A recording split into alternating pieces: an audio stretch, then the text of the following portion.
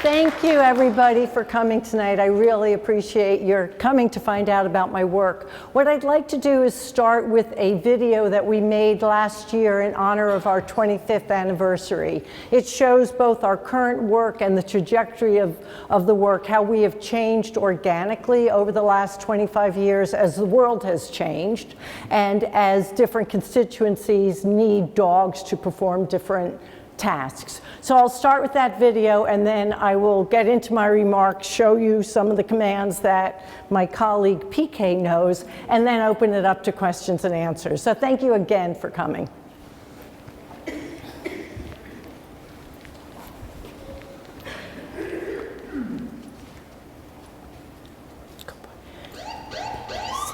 Just to kind of have that feeling of lost hope. Dreams, possibilities, gone. I was making bad choices. That was a murder. As a kid, hearing, that you're going up for 16 years, it felt like life was over. You just try to survive. Healing broken lives. I was injured in an acid explosion. I definitely had anxiety, depression, vertigo, nausea. Repairing shattered spirits. I couldn't continue doing what I loved doing. Through the power of puppies. The organization was founded in 1997 by Gloria Gilbert-Stoga. Yay, Tuesday! Gloria brought 5 puppies from Guiding Eyes for the Blind, puppies that they didn't think had any chance of making it as guide dogs. And the women raised these puppies, and 3 of the 5 made it. And so began a quest to change lives. Look at where we are today. The stories that we've heard have been very gratifying. Lucy was our first graduate. Initially, dogs would be taught 12 commands. Today, that number exceeds 90. Justice got my back. Yes, good got my back. And our clients' needs have expanded too. After the attacks on the World Trade Center, there was growing need for explosive detection canines. We asked to search suspicious packages.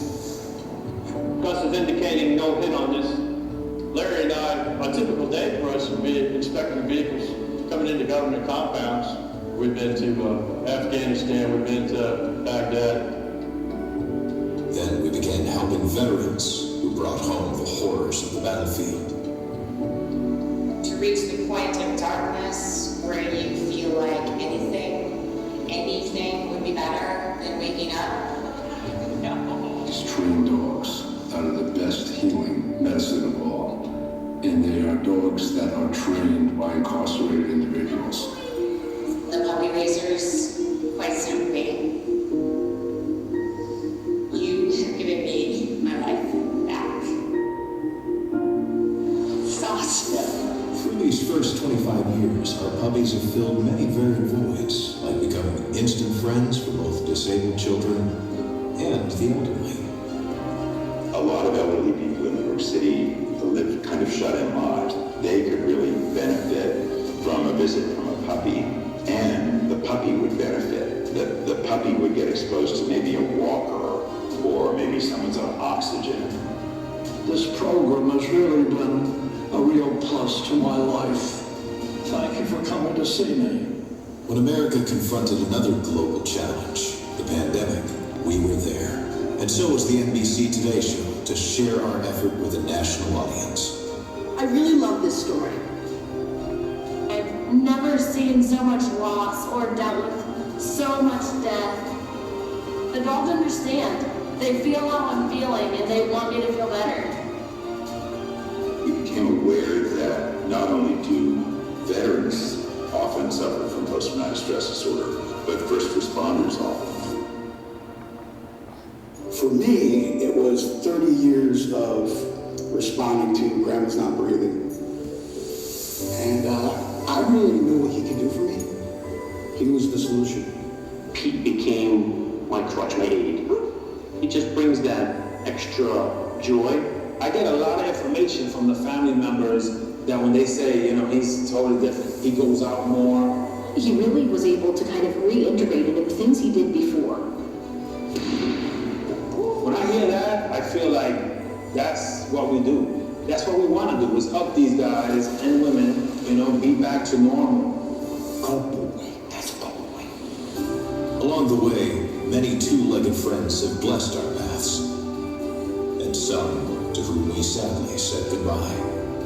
The more I got involved, the more I was blown away with it.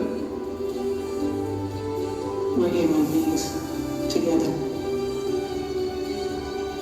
Such simple but striking words. This quarter-century journey has provided us with many lessons, none greater than ones offered by those who teach our puppies. That's it. Yes! When you come in here, you're broken. Giving someone a second chance. Not necessarily correct the wrong that they specifically did, but it's helping them feel like they've given something back to society and allowed them to rediscover their own humanity. I learned to give. The dog has helped me become compassionate. Showing them, like they can actually see, like, oh my gosh, this woman was here, and look at her. You can come out and you can be successful, and you can do good things. Which leads us to our latest and perhaps most incomprehensible challenge. I never thought in all my life I would be in a prison taking part in something so monumental for NYPD. Incarcerated individuals and law enforcement working together in prison. Now we have facility dogs going to active duty police departments, and they're doing amazing work. Our mission, first and foremost, is for our officers. You know, we're looking to enhance officer wellness within our department. We saw firsthand the power of what that relationship was when we had those two police officers who were murdered at the funeral services at St. Patrick's Cathedral. Several of our dogs were there to comfort not just the audience, but the entire city of New York, whose hearts were broken. At graduation, one journey ends, another begins, but one constant remains. Dogs helping us all while dramatically changing lives. Who would have thought that prison would give people an opportunity to grow while giving back to the same system that we have helped put them there? It's very hard to change people's opinions, but the work Puppies does can really do that. We hope that asking for help when it's needed and getting help in the form of a service dog can mitigate the feeling of utter despair. Though it once seemed daunting, 25 years ago, we began a proud legacy. For, at the end of the day, the story of Puppies Behind Bars is a story of hope.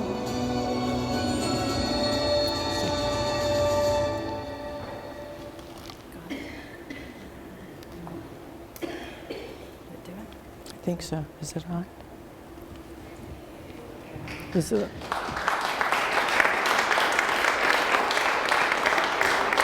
it on?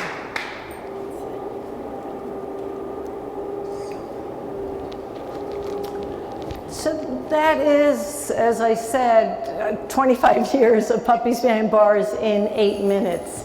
What we're doing now primarily is, as this video showed, working with active duty police officers. We are donating dogs to police departments across the country to both help with officer wellness. After the murder of George Floyd, it became very, very difficult to be a police officer in the United States. The number of police committing suicide, having divorce, medicating through alcohol, drugs, skyrocketed. So one thing that our dogs do is help police officers who are having a hard time being a police officer, and they're also helping with community relations. Again, after the country erupted, after the George Floyd murder, cops became targets. And if you're a cop walking down the street with a Labrador Retriever at your side, instead of just a cop in uniform walking down the street, or on a college campus,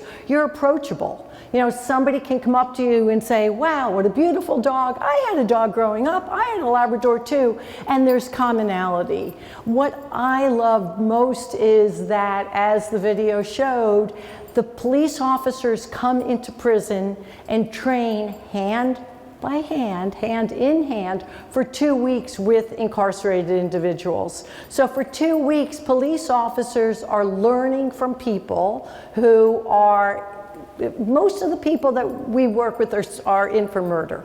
Most are serving very, very long sentences, if not life sentences. And you've got active duty police officers coming into medium and maximum security prisons, literally learning from an incarcerated individual. This is how you hold the lead. This is how you tell the dog to sit. This is how you brush the dog's teeth. This is how you do this command, this command, this command. And what we're seeing, not surprisingly, is barriers break down. What I love to say is, in New York State prisons, which is where we are working exclusively now, the incarcerated individuals wear all green. Police officers in dress uniform wear all blue, and I like to say that the inmates don't see the blue uniforms and the cops don't see the green uniforms. What each other sees are human beings, and they're human beings who are coming together over a common cause, and the common cause happens to have 4 legs. The common cause is trying to better themselves. The inmates are trying to do something constructive for society, and the police officers are trying to improve community relations. I had lunch with Kathy Fisher, your wife, yesterday, and I told her on Friday, I teach every Friday in a men's maximum security prison. It's the biggest prison in New York State. It's got 1,700 incarcerated individuals. It's got the most men serving life sentences. It's got the most rapists. It's the epitome of prison. It is the toughest prison I've worked in 25 years. And for 25 years, I've been working in maximum security prisons. This one is like, whoa, way off the charts. Anyhow, I teach there every Friday, and then I drive up to beautiful Dorset, Vermont. After I leave prison, I get in the car and I drive up here. And on Friday, I had 3 head honchos from NYPD come in, 2 inspectors and 1 lieutenant. And when I told the incarcerated individuals 2 weeks ago that we were going to have 3 NYPD come in, this prison, I just started in this prison in June, so we've never had police officers come in there yet. We haven't had a graduation where the incarcerated individuals and the police work together. So the NYPD were coming in for the first time. These guys who've been in prison for a really long time, we're going to have cops in their midst. And cops who weren't coming in to do bad things to them, but cops who are coming in to see what they're, the guys were so nervous. And the police officers were nervous, and I was nervous. So the 3 police officers came in, and I've got 20 men in my class. And it's a classroom. It's got a blackboard here, and we sit in chairs in a circle. So I generally sit up front. The men are like this, and I had the 3 police officers next to me. And I said to the men, you know, introduce yourself, please. You know, tell them how long you've been in Puppies Behind Bars, and if you want, if you're comfortable, please tell them your sentences, because in that prison, the sentences are really, really long. And I said, you know, you don't have to. You know, I do not define you by your sentence or by your crime, but if you're comfortable, it's really kind of shocking to see how long you are sentenced to prison. So the men went around, every single one of them told them how long they've been in and how many years or decades they still have to go. And it came to the 3 police officers to introduce themselves. And the first one who spoke, who is an inspector, who's pretty high up in the chain of command, the first thing he said was, I just want you to know, I think you're all human beings.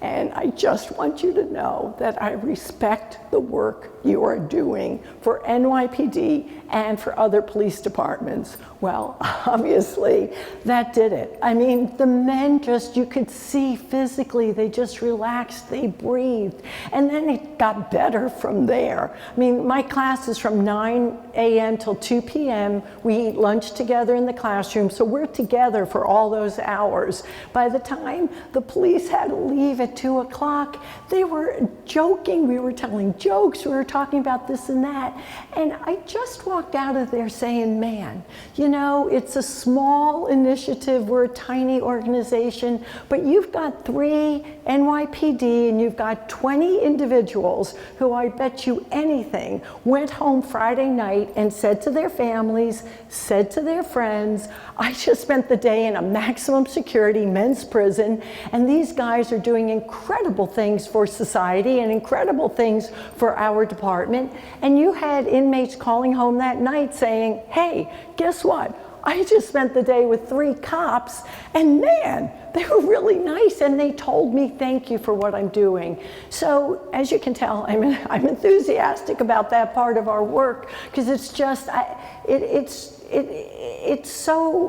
just wonderful to see the barriers fall. In addition to that, we still work with veterans and first responders with post-traumatic stress. Since the United States is not currently in Iraq or Afghanistan, and knock on wood, not actively involved in a war, the number of veterans coming to us asking for dogs has plummeted. So mainly we're working with first responders, and that is mainly police officers with post-traumatic stress, firefighters with post-traumatic stress, or, as I just described, active duty police departments, from universities as well. One of the first universities to get one of our dogs was Yale, which is kind of funny that an Ivy League school got our dog, but it did. And the police officer there said, you know, the police department at Yale is on campus, but it's right across the street, because for those of you who know, Yale is in New Haven, so it's like right there,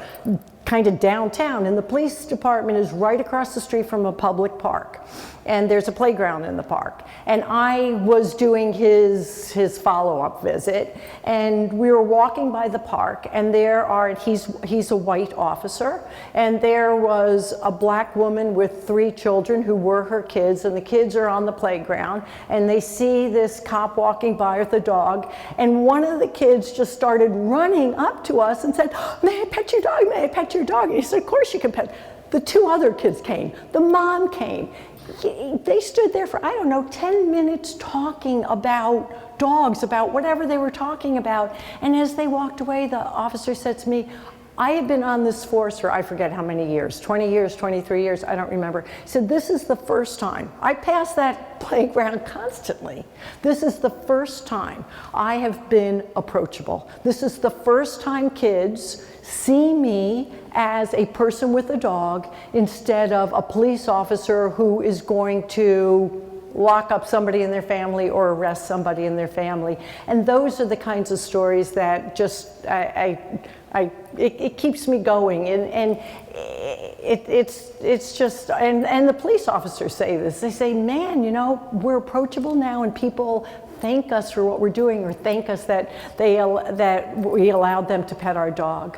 You saw in that video that a couple of formerly incarcerated individuals are on Puppies Behind Bars staff. Fully 50% of our staff now are the formerly incarcerated. My feeling is I've literally been training them for years, so when they get out, I might as well put that training to work and, you know, and hire them, and they become really good employees, especially for those who end up going back into prison as instructors. They come ready trained because we've been training them for years, and that's another piece of, as Heather said in that video, she served 11 years in the Bedford Hills prison, which is New York State's only maximum security prison for women.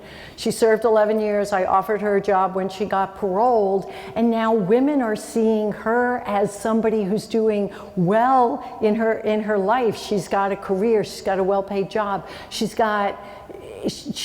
respected in the community. So that's another thing that we do, which I didn't plan on when I first started Puppies Behind Bars, but it kind of made sense when our first people were getting paroled, that if they did well while they were in prison and they wanted a job, why not give them a shot? And some people don't work out, but a lot of them do. And as I said, half of my staff right now were formerly incarcerated, which is also just kind of a cool twist.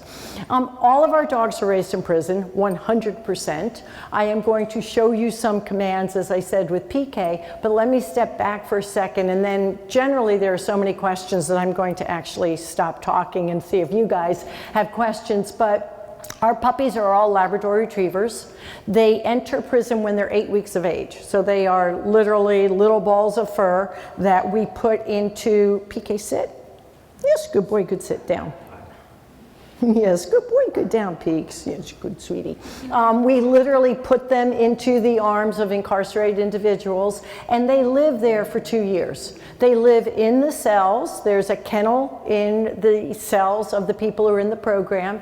At 10 months of age, the dogs are trustworthy enough that the kennel comes down, and then they just sleep on a doggy bed in the cell. The inmates are completely responsible for all of the training, for all the basic medical, for all of the grooming.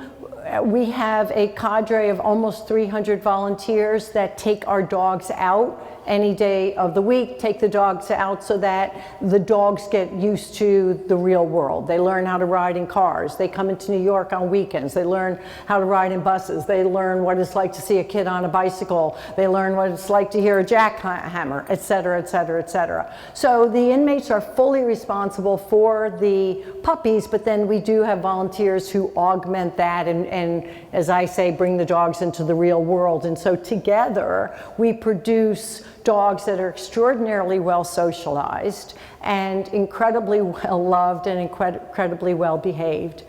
By the time one of our dogs leaves us and graduates, it's had at least 10,000 hours of socialization, which is a lot. And I mean, literally, our dogs have gone to Broadway. They've been to Lincoln Center. They go to soccer games. They go to libraries. They go to synagogues. They go to churches. They go to school PTA meetings. I mean, our dogs are everywhere, because we need them to be comfortable in a library. We need them to be comfortable. He's never been in this room before. He hasn't seen most of you guys before. He's, I think, pretty comfortable.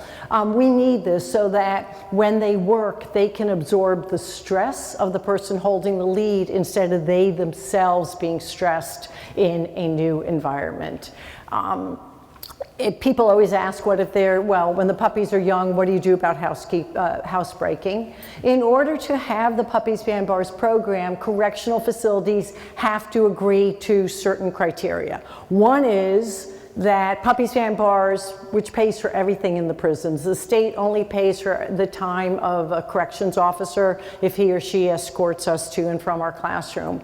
But Puppies Behind Bars, the state agrees that we will have a huge recreation area for the doggies, and 3 hours a day, not necessarily together, but 3 hours a day, our dogs run and play and tumble and chase each other. And in this weather, we have swimming pools and they swim in pools. So for 3 hours a day, our dogs are just normal dogs having a blast, and they're just Labrador Retrievers. So Puppies Behind Bars, the corrections facilities have to agree to cordon off a large area of grass that is available only to the men or women in our program and our doggies. They have to agree that if a dog has to pee at 2 a.m., the cell is opened and that incarcerated individual goes out with the doggie, lets the doggie pee, and comes back in. They have to agree to have things like leashes. They have to agree to have things like collars and metal bowls. All of these things are not normal in prison. They could be made into weapons. So the facilities have to agree that things which would normally be contraband are allowed in for the sake of the program. It's a voluntary program. Inmates get no money for it. After they've been in the program for 2 years, they can take a comprehensive exam. If they pass it, they can go to the parole board 6 months early. Most of the people we're working with are serving such long sentences that going to the parole board ain't going to happen for a really long time. So it's not necessarily an incentive, which is good. I want people to be in the program because they want to do something positive, because they want to contribute to society, not because they think they're going to get something personally from it. But it's voluntary. People apply. They talk to their counselor, and then they're screened. I've got criteria. There are certain crimes that I will not work with, and so since I started the program, I get to decide which crimes I won't work with. We will not work with anyone who's killed a cop. We will not work with any sex offenders. We won't work with anyone who has directly hurt a child. We won't work with anyone with animal abuse in their backgrounds. And we won't work with anyone who's had a ticket, which is a disciplinary action, in the prior 12 months. Because my feeling is if you can't follow the rules in prison, I sure as hell am not giving you a puppy.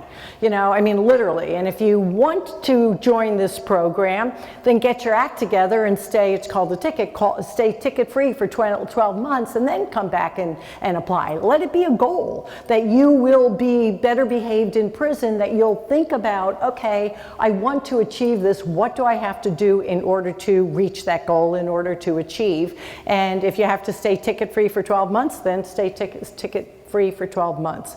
Other than that, all crimes are admitted, and most of our incarcerated individuals are serving time for murder. That is, I think it's like 95% of the people we work with are in for homicide. And they are serving long sentences, which means they can train dog after dog after dog for us, which is what we want, and they can act as mentors to new people coming into the program. I'm going to stop right here and see if there are questions, because I can go on and on, and I'm happy to do so, but let's see if questions generate more. Yes, sir. Oh, are you supposed to wait for the mic? Sorry.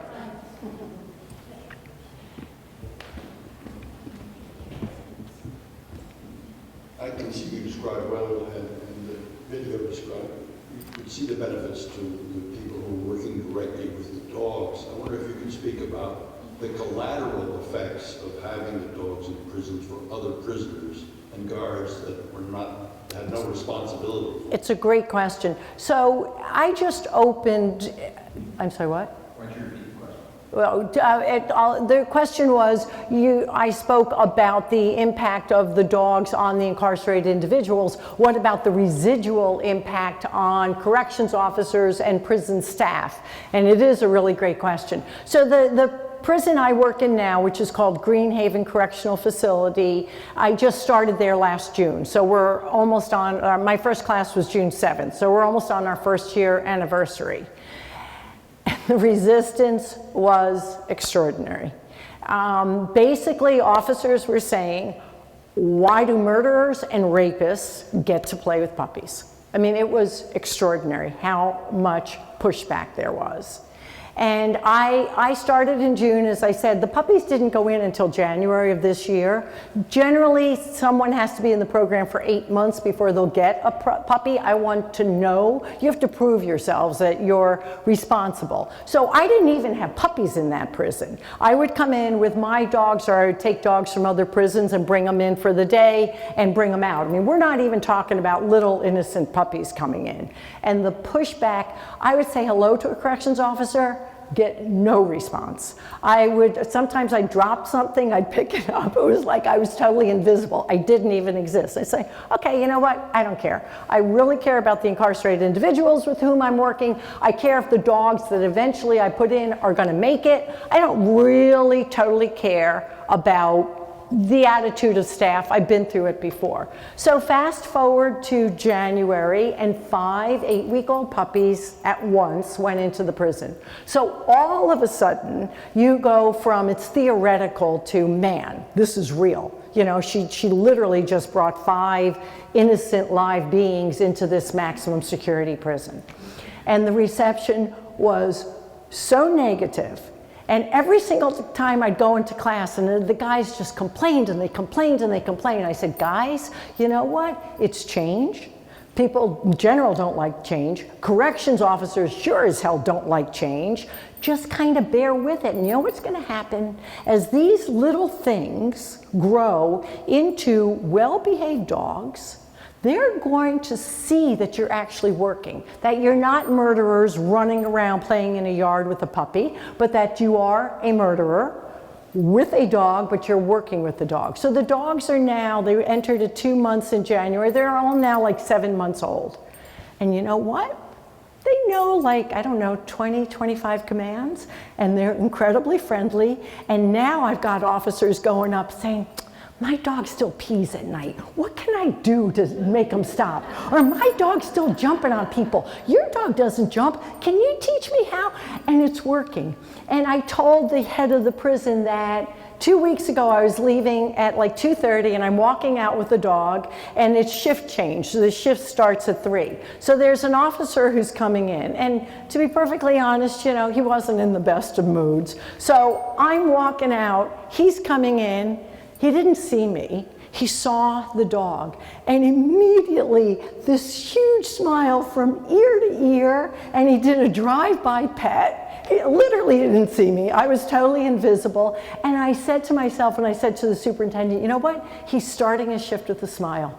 He didn't say a word. He didn't have to say a word. So as the incarcerated individuals prove that they're doing something positive for society, it does change. It does change some people's opinions, and you're always going to have people who think it's a bad program. You are always, always, always going to have people who think it's crazy, these people should not be allowed any perks, and I don't deal with it. I don't even really hear it anymore, because I'm not going to change everybody's opinion.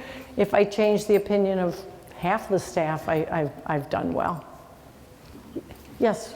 So, how many dogs are in the process at any one time? Is it 25? Is it 50? Yeah. And the second question would be, how many graduates in 25 years, are out there? And in the video, there seemed like there were some senior citizens that may not have been policemen, firemen, or whatever. Do any of your dogs go into that category down there? Great questions. So we have, at any given time, 80 dogs in the program. We're working in 6 prisons, and we have about 80 dogs in the prisons tonight. There are 80 dogs in prison tonight. The prison where I work, because it is the largest in the state, I'm hoping it's going to become a hub. There are 1,700 incarcerated individuals. As I said, more are serving life there than in any prison in the state. So I've got like a built-in population. So what I would like is, my goal is that prison alone has 50 dogs and 100 incarcerated individuals, and I'll get back to that number in a second. That's my goal. I want to build it into a hub. But right now there are 80 puppies in prisons in New York State for Puppies Behind Bars. Secondly, how many graduates? Oh, I don't know. I can tell you how many dogs. We've raised over 3,000 dogs. We started with guide dogs. So between guide dogs, explosive detection canines, dogs for veterans, maybe 700 graduates. I mean, that's a rough count. I know this is on the record, so take that part out, but I think maybe around 700 are working. What you saw is a program called Pause and Reflect. Years and years ago, I was crossing 72nd Street at Broadway, and those of you who know that, it is a huge 2 lanes this way, 2 lanes this way street. Really big street. And there's a light, obviously, and traffic stopped. And when it stopped, the little old lady next to me, literally, started all on her own, crossing, and she got halfway through and she stopped. And I ran after her and I said, ma'am, what are you doing? And she said, I can't possibly cross this whole street by myself, so I do it in increments. I do it halfway, and I'm hoping that I'm not going to get hit by a car. So I, of course, stopped traffic, and it's like, and I accompany her across the street. I said, ma'am, she had groceries. I said, do you have anybody who can do shopping for you? This is really dangerous. Do you have to go out? She said, I live all by myself. If I don't get out to do this, I don't get to talk to anybody. And my heart sunk, and I said, okay. There are a lot of those kind of people in Manhattan and in the 5 boroughs. I've got dogs coming in from prison every single weekend. Why can't I take one of those dogs and for 1 hour train volunteers who will take the dog to the home of a housebound elderly person. So that's what you saw. It's called Pause and Reflect. During COVID, it plummeted the numbers, so our numbers are very small, but it doesn't matter. You know, if we visit 10 homebound senior citizens, we make 10 people happy. But it just came from this woman who, how she had to traverse her life in Manhattan and how basically lonely she was. And so yeah, our dogs do that as well. And did you have another question? Okay. Hi. Where are the puppies from? And also, what happens if they don't suit whatever situation? As the guiding eye says, release dogs. Okay, did everybody hear the questions? Where are the puppy? We started our own very, very small breeding program in 2016. We breed maybe 20 dogs a year. We're tiny. We did it because I was buying dogs from breeders, and most breeders breed for looks, to be perfectly honest. And we were encountering medical problems that were just extraordinary. So I said, okay, I gotta get this under control. So we bought property in upstate New York, a private house, and we started our own very small breeding program. Guiding Eyes for the Blind provides all our studs. So we pay them that half of our doggies are theirs, and we provide the girls. And we also still buy dogs from breeders because we need to expand our lines. This guy, whose name is the initials PK, was from the first litter we ever bred, and we were all petrified. And his mom had 11 puppies, and as my husband tells the story, and whelps always take place overnight. Those of you who have whelped a puppy, they don't do it during the day. They decide that they're gonna start at 2 in the morning, and to hell with the humans who are just sitting around nervous wrecks. So it was our first litter. We had like 10 people there. We were all like, whoa, you know. And she starts having the puppies, and a veterinarian who's still our pro bono vet up there, so Saturday night, he was coming from Manhattan, and by the time he closed his vet office, he was going to get to us around midnight. So his mom has, I don't remember what number he was, his mom has, let's say, 1, 2, 3 puppies, and then he comes out. And as he comes out, the veterinarian walks up the basement stairs, and we say, oh, here's the 4th puppy, whatever number. And he looks at him and he goes, this puppy is going to bleed out. The mom she chewed the umbilical cord too close. So he goes, get me dental floss. We run to the bathroom. We come back with dental floss. He sutures the dog, and his nickname is PK. So we named the doggy after the veterinarian who saved his life, which he does not know, but he almost was not here to hear the story or to be my demo dog. If dogs do not make it, then we sell them as pets, and we sell them for $6,000. And we are, not surprisingly, I mean, we're really careful about to whom we sell. $6,000 is a lot of money, obviously, but it's not the cost, it's not the price that we care about. We work really, really hard to make sure it's the right match for what the dog needs and what the individual or the family needs. How do you get on that list? Our website is Puppies Behind Bars, puppiesbehind.com, and there's a release dog application is what it's called. And if you live in Vermont, you got a heads up there. That's good. Okay, so an inmate has the dog for 2 years. Is there ever been a situation where the inmate, there was no inmate and the dog had to be transferred? Did that work?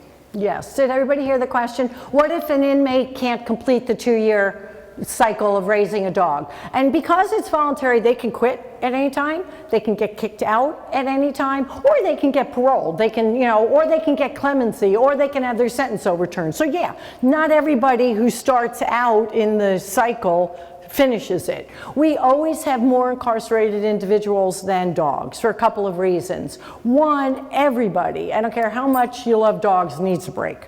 I mean, you just, you know, raising a puppy and living with a dog 24/7, 365 days a year, nonstop, everybody needs a break.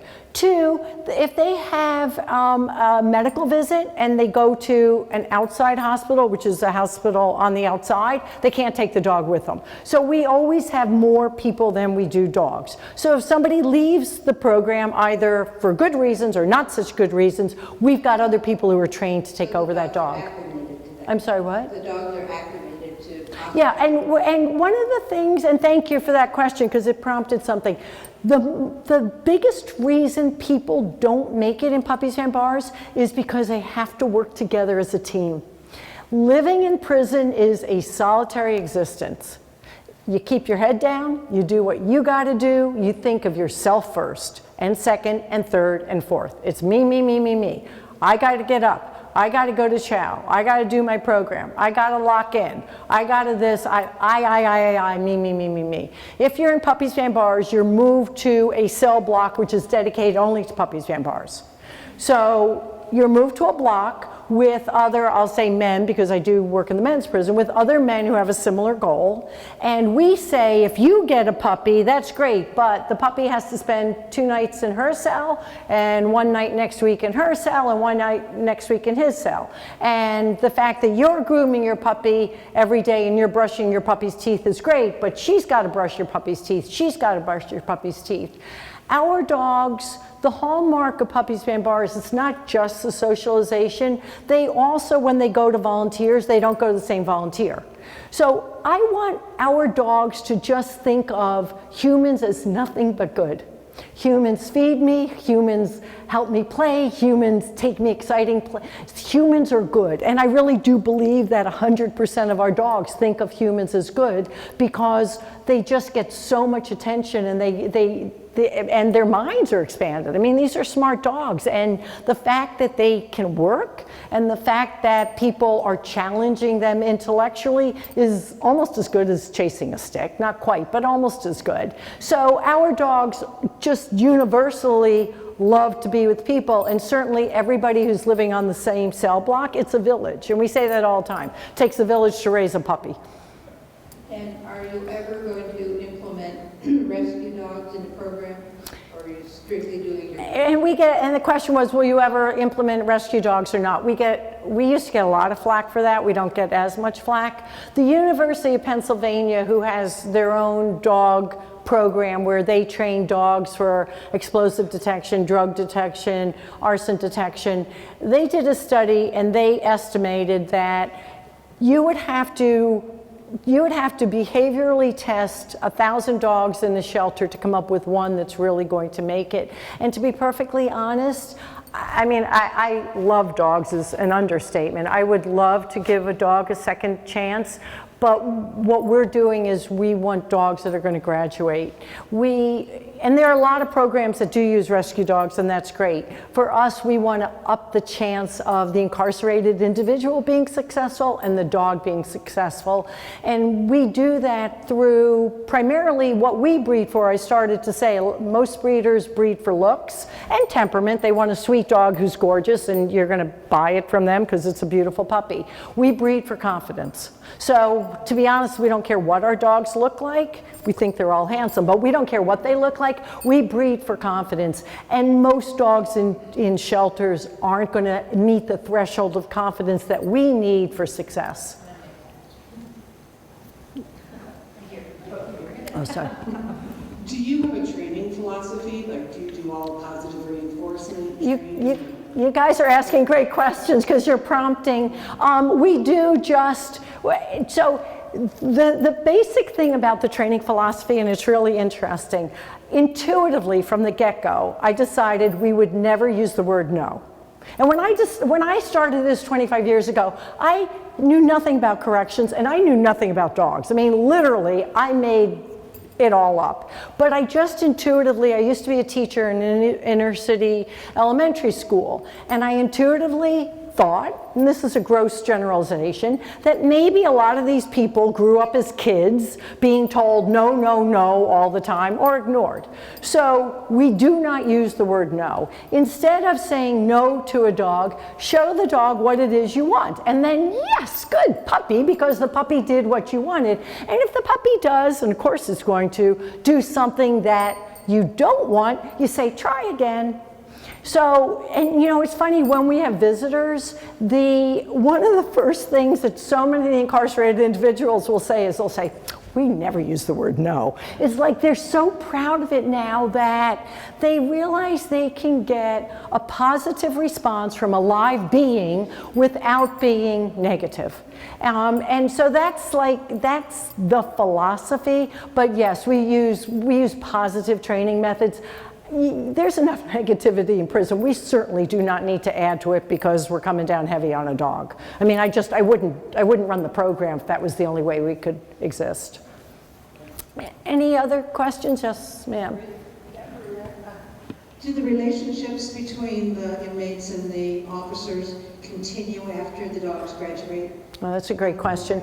So when a recipient gets our dogs, they may correspond generically. Everything has to come through the office. So they may write a letter saying, "Dear puppy raisers of Greenhaven, Susie's doing great. She has changed my life. I'm now able to go to the gym. I'm able to go to the supermarket. My wife and kids say that they see a big change in me. I can't thank you enough for what you have done. Susie sends you big kisses," and pictures only of Susie, not of any human. So they may do that. The numbers who choose to do so are minute. Maybe 10% of our recipients do. You know what? You train in prison and you're filled with emotion, and the dogs and the incarcerated individuals have changed lives. There's no doubt about it. But you get home and real life intervenes. You know, best intentions are intentions. And I know they genuinely appreciate, but it's just, oh, I meant to write you, and then maybe guilt. You know, we've all gone through it. You meant to do this and you never called the person, then you feel so guilty. 2 more months go by and you don't call the person. I think that's what kicks in. What about the inmates, too? The inmates may have absolutely zero correspondence with anyone who gets one of our dogs. None. Do they have any life after the dog? So does an inmate have life after a dog? So our deal is that after you've raised a dog, whether it graduated or became a pet, you may take 4 months off. You're still on the cell block, which is an honor block, so you've got perks that the rest of the prison doesn't have. You may take 4 months off, and then you have to resume, but if in that 4 months it's an emergency, we call you, and then you've got to participate. In 25 years, that many people have succeeded in taking 4 months off. Very few have said, I want it, and the most one ever lasted was, I think, 14 days, and came to me and said, "Gloria, I can't sleep at night without a puppy breathing right next to me, please." So literally, it's their lives. It's companionship. It's, you know, it's love, it's purpose, it's, you know, our dogs go out with volunteers, as I said, and our dogs, we also swap them to other prisons. So for a month, the dogs in this prison are going to go to that prison, and the dogs from that prison will go to this prison. Specifically, we do it so dogs raised in a female facility aren't used to primarily being around women, and vice versa. But we also just do it for different socialization. We do it for, it's good for the dogs, and it's part of the humans are good, a human is a human regardless of where you live or what you look like. So we just did our first month-long swap in the prison in which I teach, and a week later I come into class and Sergio goes to me, I said, "Hey Sergio, do you miss Kai," which is this puppy? And he goes, "Yeah, every day I look at my watch, I say, I'm supposed to be feeding you lunch, I'm supposed to be taking you out to play." He said, "You know, I miss him, I have a purpose now," instead of, and he has been in prison since he was 19. He is 44. The soonest he goes to the parole board, I think, is 2063. And as he said, and as he told NYPD, on Friday, I had no purpose. I literally have done whatever the math is, X decades in here, I had absolutely no purpose. Now he has this dog and he knows what it's like. He keeps saying, it's like the son I never had, you know, and it's like, don't anthropomorphize that much, Sergio, but it's like, it has, his day now is broken up. This is lunch, this is grooming, this is play, this is last potty break. You know, so I forget what your question was. I think I kind of went off the rails on that one, sorry, but any other questions? Yes. Yeah. I think.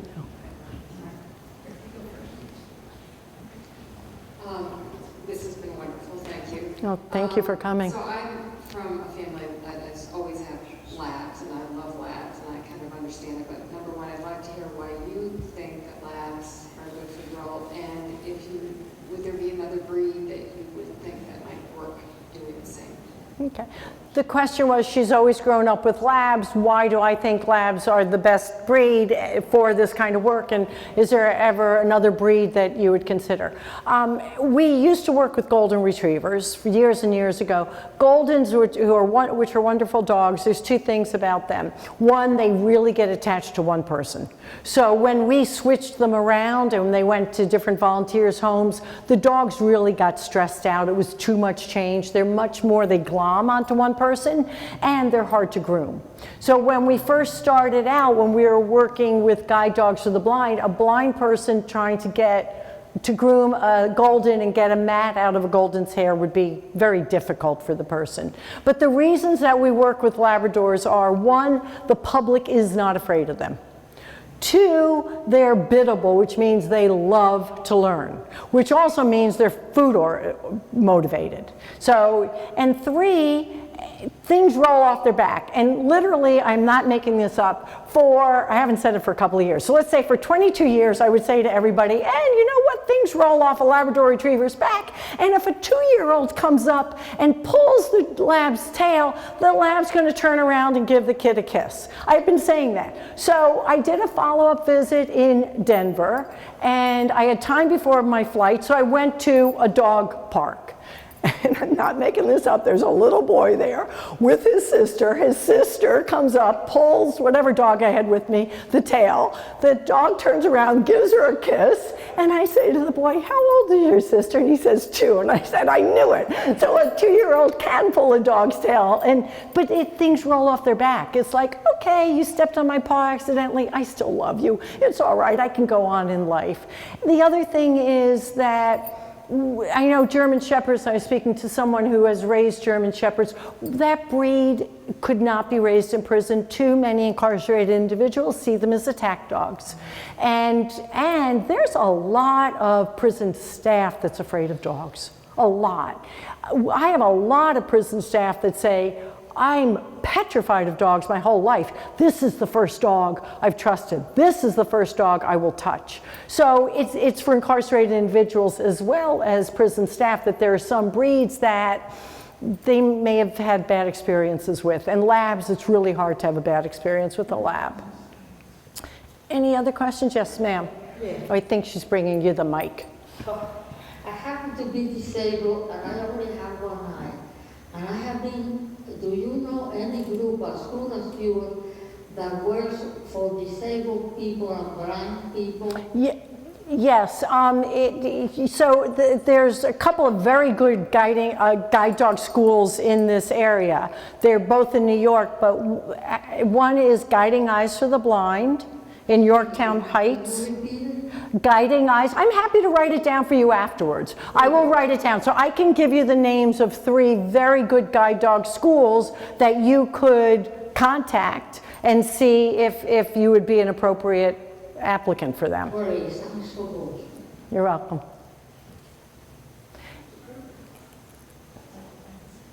Well, this is just a marvelous Thank you. thing to be involved in. I heard mention of your going up to Dorset on Friday night, so would you tell us a bit about your background and also Manhattan?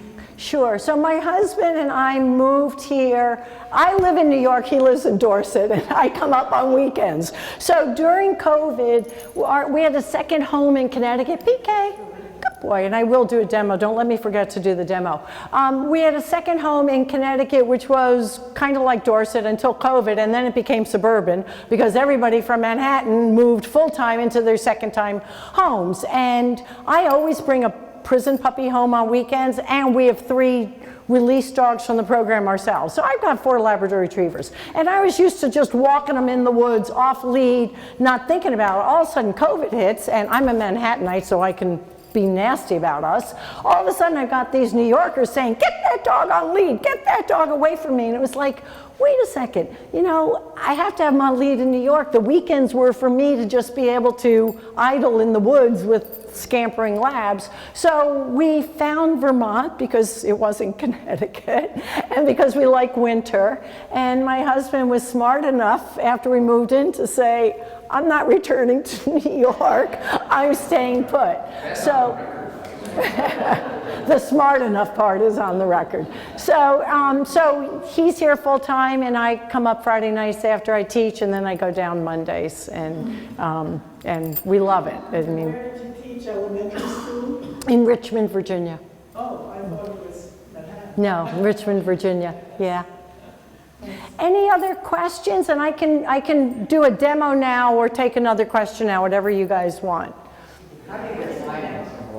How do we get financed? We're completely privately funded. I knew from the beginning, I used to work for Mayor Giuliani during his first term before he kind of went off the rails, let's put it nicely. So when he was a really good mayor, I worked in his first term, and I will never forget, in those days there were videos, and you had to have them made professionally, you know, nobody had the equipment.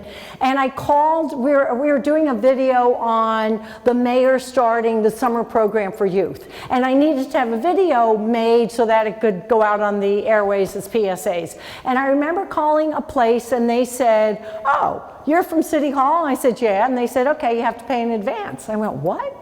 And they said, because you know what, City Hall, if there's a budget downturn or whatever, we've gotten screwed so many times, we won't do credit for City Hall anymore.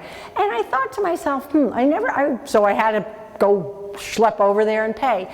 And I just said to myself, that's really interesting that if there is a budgetary downturn, government funding could dry up, and then, you know, I still have a program that has to be funded. So from the get-go, I said no government funding at all, state, local, or federal, and we literally rely on the extraordinary generosity of Americans. It is amazing how generous Americans are. When we started working with veterans, that's when things really kicked off for us financially, that people across the country just started writing checks, because I think we all felt, what can we do for these men and women coming home wounded? And one of the things they could do is finance dogs going to wounded veterans. And now with police officers and police departments, it's the same thing. It's Americans want to help our first responders and our veterans, so they write checks. I've got one guy who every single month, his bank sends a $1 check. Every single month. He's been doing it for like 3 years. And he gets the exact same thank you from us as the person who sends us a $500 check. But I just think about it and I think, wow, that's really interesting. That it's just literally month after month after month, it's $1.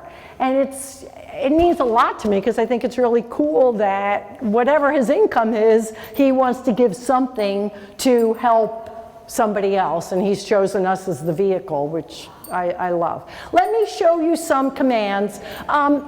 There are, within the service dog industry, I honestly don't know, I should know. Let's say dogs are trained on about 70 commands. Puppies Behind Bars, when we started working with veterans, made up a whole bunch of commands for people, 2 things. 1, with post-traumatic stress, and 2, when we first started working with veterans early on in the war, many of you may remember that we sent men and women out in Humvees that were not protected. So we had initially a lot of amputees. And we also had one burn victim because they were just going out in Humvees that literally were canvas sized. So the commands that we used to teach back then was, and I don't know if I can show any here, I may not be able to, but we were for people who were amputees and were in wheelchairs. So I would say to the men and women, we're training dogs as though someone doesn't have arms. So they can't pick things up for themselves, they can't do things for themselves. We then started specializing in post-traumatic stress, and we made up a bunch of commands for people who were afraid to go to the supermarket. We're petrified to stand in line because somebody coming up behind could be an insurgent, could be somebody who wanted to do them harm. We're petrified to be in a supermarket and turn the corner because they were sure that there was a sniper waiting and lying in wait. So we made up some specific commands for that. So I'm going to show you some of the commands, and some we didn't make up. Some are just service dog industry commands, and some we did decide on our own. Okay, Peaky. I am going to give him a treat after each command, which is not normal. Normally you would fade the treats for a fully trained dog, but I don't want him to screw up, so I'm feeding him after every command. Right, Peaky? Okay, Peaks. All right. So the most important command we teach is called watch me, and what that means is come to me wherever you are and look straight in my eyes, and I will look straight in your eyes. So literally, I could be outside, and if he heard me call him, PK, watch me, he would come running to me. So I'm going to show you, watch me. PK, watch me. Closer. That's it. Yes, good, watch me. So he's looking right in my eyes, and even though I have a treat, yes, good, watch me. And he's holding it, and I'm holding it. You're a good boy. That's a good boy, PK. PK, back. Yes, good boy, go back. Back. Yes, good boy, good back. PK, heel. Yes, good boy, good heel. PK, sit. Yes, good sit. Down. Yes, good boy, good down. PK, stand. Yes, good stand. PK, let's go. I think I was supposed to do this in the center, I just realized, sorry. One of the commands that we made up is called got my back, and this is specifically for what I just referenced. People, veteran after veteran after veteran, cop, firefighter, anyone with PTSD will tell you, I never go to the supermarket. The only time I will go to the supermarket is 11 at night, and I will only get bread and milk because A, nobody's there then. B, I will get those items because I know exactly where they're located. I can go to that aisle, I can grab the 2 items, and I will leave. If it is a full grocery shopping, my wife has to do it, or my husband has to do it, or my kid has to do it. So veterans came home from Iraq and Afghanistan, and they could not perform basic tasks because they were so afraid of being in public and specifically standing in line. So we made up a command called got my back, which I'll demonstrate, which says to the veteran, when you're standing in line, your dog has your back. So let's see if he'll do it. Peeks, let's go. That's it. PK, let's go. PK, watch me. Yes, good boy, good, watch me. Yes, good, watch me. Good boy. Let's go right here, PK. PK, heel. Yes, good boy, good heel. PK, got my back. Wait, let's try again. PK, PK, got my back. Yes, good boy, got my back. So literally, I'm standing in line, and my dog he literally has my back. So if somebody comes up from behind, maybe his tail's going to wag a little, but if so he's saying to me, that person is just like you, they're buying milk and bread, you don't have to worry. If he were to get agitated and it's never happened, then you say, okay, get out of line, but that has never happened. PK, let's go. Good boy. Another command we made up, and everybody thinks it's a cute trick, but it's not, is called peekaboo. PK, peekaboo. Yay, good boy, good peekaboo. And everybody does think it's cute, and the cops and the police departments love it. This is for tactile grounding. What we found was that when our veterans and police officers with post-traumatic stress went to a supermarket, People would come up to him and say, oh my God, what's that dog doing here? Especially in the early days of the war, when you did not see dogs in public spaces, of the wars. So our veterans would feel like they had to talk to that person because they had to gauge if that person was safe or not. And they literally would forget that they had a dog at the end of the lead. They literally were so focused on their own safety that so we said, okay, we want our dog to be safe. We don't want the dog there scavenging, picking up breadcrumbs or whatever in the aisle. And we want you to remember that you're here at a supermarket and it's okay that this person has approached you. So we made up this command, peekaboo, for two reasons. One, I know he's safe. He's not at the end of the lead. Two, it's tactile grounding. I can feel him against my legs, so I know that I've got a dog. I know that I'm here at the library in Manchester, Vermont, because I literally can feel he's grounding me tactilely. So this is a command that people use all the time. Good boy. PK, go through. That's it. Let's go. Good boy. PK. PK, go to bed. Yes, good boy, good, go to bed. This is, you want your own space. You're cooking, you want to read a book, whatever, you've interacted with your dog, you put down this blanket, dog bed, whatever it is, towel. In prison we use towels, and the doggy has his own safe space, and you've got your own safe space, and you know where the doggy is. PK. For veterans who did lose their arms or even one arm and then they're off balance, we've taught our dogs to pick up all sorts of objects. So we've taught our dogs to pick up all sorts of objects, and I will show you with him how he discerns which object I want, because he obviously doesn't have a big enough vocabulary to figure out she wants the Perrier can instead of the eyeglass thing. So I'll show you that in a second. But first, Peeks, get your leash. Yes, good boy. Hold, sit.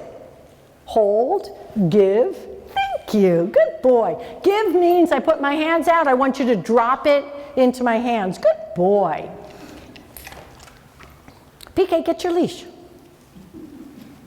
Good boy. Bring, hold, sit, drop it. Yes, good boy, good drop it. So instead of me, if I don't have hands, I can't take it. So if I want him, oh, sorry, Peeks. If I want him to drop it, that's another command. So let's say now, let's see if this works. Peeks, we're on. Actually, you know what?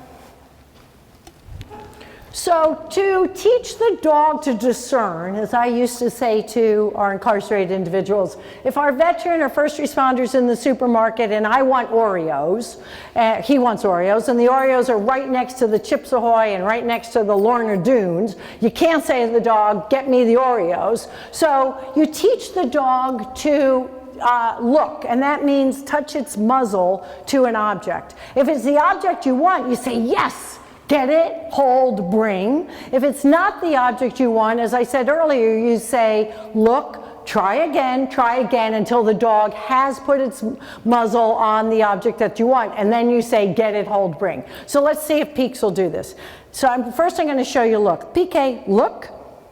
Yes, good boy, good look. So he just touched his nose to that object, that was it. Now I want this one. PK, look. Yes, good, look. I'm sorry, it's a little high, isn't it, kiddo? Good doggy, good boy. So now I'm going to put him down, and I don't know if he knows these are the same, but we do. Here, Peeks. Good boy. PK, watch me. Yes, good boy, good watch me, good boy. Yes, good boy, good watch me. PK, heel. Yes, good boy, good heel. PK, look. Try again. Try again, PK. Yes, good look. PK, get it. Hold, bring, sit, give. Oh, thank you, PK. What a good boy you are. Yay, PK. Good boy. We have taught our dogs to dial 911 on a special phone. It's a phone for the visually impaired. So that it has huge numbers. Each number is programmed to 911. The dog goes up and it touches its muzzle to any one of those numbers, and immediately it dials 911. But then we've taught the dog, so first what you have to do is you have to teach, and it's in the video, you teach the dog to take the receiver off, put it down, go back, hit a number, and then come back and lie next to the person, so that the person knows that the dog is there literally with them and the dog has called for help. Where that came from, and we made it up, is one of our first veterans, good boy Peaks, lives in Kansas City, really, really, really bad PTSD from Iraq, a couple of tours in Iraq, and he had a dog named Frankie, a little yellow female lab, and one day his wife went to the supermarket and came home, and she had, you know, her arms full of the grocery bags, and Frankie was standing inside at the front door by herself, and she thought, her name's Gina, she thought, that's weird, why isn't Frankie with Alan? But, you know, just kind of weird. She goes back to the car, unloads, sorry Peaks, goes to the front door again, and Frankie's still at the front door. So she says, oh my God, something has happened. Drops the groceries, runs into the house, and her husband was in such a bad flashback that he was curled up in a fetal position on the floor of the living room. And she called the ambulance, they came, they rushed him to the hospital. But when she told me that, I said, man, we should do something so that you can go to the supermarket by yourself, and Alan with his dog can have the dog help. So we taught our dogs the command help, and in that case, teaching dogs to dial 911 is a normal service dog command. What we added was the come and lie next to you, because it is tactile grounding. So the dog lying right next to the veteran, we hope will help the veteran understand, I'm here at home in Kansas City, I'm not in Baghdad, I'm not in Fallujah, I'm here and my dog is here to help me. Along those lines, about 10 years ago, the then Manhattan District Attorney, Cy Vance, is a good friend, knew all about Puppies Behind Bars. His wife used to be on our board. And he said to me, you know, could you start bringing dogs down to my office? When children come in who have been physically abused or emotionally abused, they come in to this office in downtown. There's this adult they've never seen before who says, tell me your story. Tell me what your uncle did to you. Tell me what your mom's boyfriend did to you. Tell me about what happened. Not surprisingly, the child doesn't want to talk. The child does not want to tell this stranger in a strange environment about the worst part of their lives. So the kids would either break down in tears or totally clam up, and they were having a hard time getting arrests and prosecutions because they didn't have testimony. So Cy said, do you think you could bring your dogs down? Of course, I said, of course we can bring our dogs down. So it was in a different men's prison. I told the guys we were going to start this, and I said, okay, you know what? We could just have a dog. Child goes up to dog. It's fine. Child pets dog. But why don't we make up a command? Why don't we have a command that the child will do? Because first off, that's empowering the kid. So instead of just, okay, you're a victim, which they obviously are, if you tell the child, if you say this command, the dog's going to do something, it gives the child agency, I guess is the right word. And second off, we might as well attach a command to it. Why don't we make it something specific? So we made up a command called Tell Me a Story. And in essence, the child is saying it to the dog should be saying it to the kid, but the dogs can't speak English, so since the dogs can't say tell me a story, the child says tell me a story, and the dog, and I don't know why PK is not doing this very well today, but he's not. For some reason, he's not in the tell me a story mood, and that's okay. But I'll show you what it looks like when the doggies do it. So children normally sit on the floor. Dogs sit on the floor. So this command takes place on the floor. So you get down. I know, you little stinker. I'll give that to you because you're cute. You get down on the floor. You say, PK, tell me a story. Yes, good Good boy, good, tell me a story.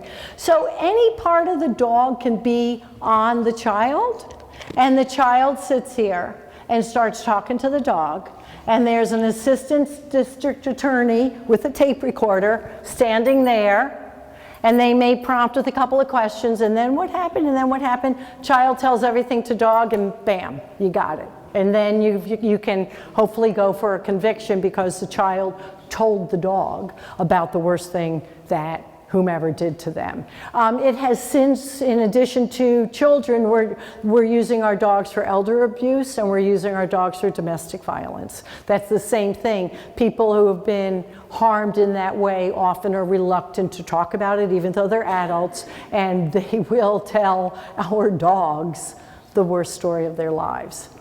Any more questions before we end? And I feel like I'm forgetting some commands. Peeks, what am I forgetting? We could do a couple of situations. PK front. That's it, front. Yes, good. PK side. Side. Yes, good boy, good side. PK, you know what, here, Peeks. PK sit. Good boy, PK down. Good boy, PK put your head down. Yes, good. Put your head down. This it, put your head down. This is used in restaurants. When you go to a restaurant, you take your towel or your blanket, you put it under the table, you tell the dog it's a command, go in, and then you say, put your head down, and within seconds the doggy's asleep, and then you finish your meal and you leave the restaurant and everybody goes, I had no idea there was a dog in the restaurant. So it gives the dog something to do instead of popping up or looking around or trying to eat the French fry that's under the table. Are there any more questions? How old is your dog? PK just turned 7. Yeah. Are there other programs like yours in other states? There are. When I first started, there were 2 other similar programs. Now I think every state in the union has them. We differ in several ways. One, we have paid professional staff go in to teach. Some programs use corrections officers, and I think that's not a good idea because you have somebody who's direct control over an incarcerated individual, and corrections officers, just like us, kind of have favorites. And you know, it's funny, when I was first researching this, it was an Ohio prison. You guys are asking great questions because they're prompting memories, but it was an Ohio prison that had a program, and I went into the prison, and there was one guy, white guy, totally completely shaved, with swastikas all over, tattoo everywhere, and he had 2 dogs. So I went, what's he doing with 2 dogs? And the correction officer said, well, he's the best trainer here, so I gave him 2 dogs. I'm sorry, baloney. The corrections officer was either scared of the guy or was in cahoots with the guy, because the guy, it was a status symbol. That guy wasn't raising the dog because he wanted to contribute to society. That guy was walking around the prison. He now had 2 visible signs of his stature within the prison. So one, we have professional staff that goes in. We do not use prison staff, and we don't use volunteers. And 2, we're really, really rigid. We're really rigid. We will kick people out. People can quit, as I said, but you know, my feeling is, and I said this to the guys when I started in that prison, I don't feel sorry for you. I am not going to hold you to a lower standard. As a matter of fact, I'm going to hold you to a higher standard than if you were on the street. I feel that you have taken away from society. I, as a taxpayer, am literally paying for your room and your board and your medical. This is a way for you to contribute to society, and my threshold of excellence is this high. And if your threshold is that high, great, but it's not the right program for you. So we're unique in that we're really, really, really stringent. But, you know, it's my personality, I guess. So, you know, I know, my husband's laughing at that one. So it's, but yeah, there are programs all over the country. Before I end, 2 things. One, we have our next class for police officers and veterans in August, and unexpectedly, we've got more strong dogs for that class than we thought we would have. So if there are police departments, universities, colleges that you think would want a dog, Puppies Behind Bars pays 100% of the cost. We pay the cost of the dog, we pay the cost to bring the officer or the veteran to training, we pay all of the costs for food, hotel, everything for the 2 weeks. So if you think of a police department or a university that would like a dog for their campus or for their department, please refer them to Puppies Behind Bars, because we actually have 2 dogs that we didn't think were ready, and they are going to be ready. And the other thing is putting this out there that for our females that we keep as broods, we want to find homes for them. We don't want them to, I know, I'm thinking of you too, so you and I are in the same. We don't want them to live in prison. So they're fine and they're happy in prison, but after a while, they're intellectually ready to leave. And you can see it in a dog. It changes. Sometimes it's age 2, sometimes it's 2.5, but after a while, they're ready to fly the coop. So for our broods, we're looking for homes that will keep the girl healthy, happy. She's a normal pet, and we'll breed her twice a year. When she's pregnant, she comes back to us for the whelp, which is about 2 months. But Puppies pays all expenses, and we only breed them for 3 years, and then they're your lifelong pet, and they've lived with you like a pet. So if you know of anybody who might be appropriate, they are the best trained, most wonderful dogs on the planet, and you're helping Puppies Behind Bars, you're helping the community, because you're helping this girl give birth to dogs that hopefully are going to go out and work in the world. So just planting those 2 seeds in your mind. Thank you again for coming. I really appreciate it. Thank you. Peaches! Yay! Peaches, good boy. Okay, Peach, you get another one.